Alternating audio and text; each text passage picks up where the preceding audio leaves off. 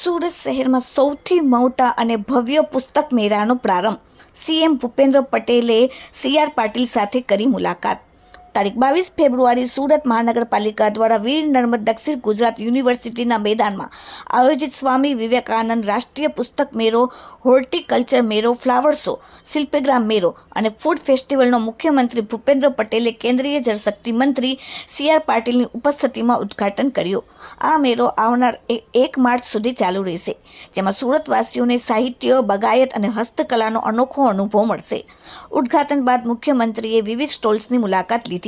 ખાસ કરીને વડાપ્રધાન નરેન્દ્ર મોદી દ્વારા લખાયેલા પુસ્તકો તેમજ તેમનું જીવન અને સુશાસન પર આધારિત સાહિત્યનો સમાવન, થીમ પેવેલિયન, વિઝિટરિયન વોલ્ટ, વુડ્સ ધેટ બિલ્ટ નિરીક્ષણ કર્યું અને રજૂ થયેલું પુસ્તકોનો રાસ બતાવ્યો.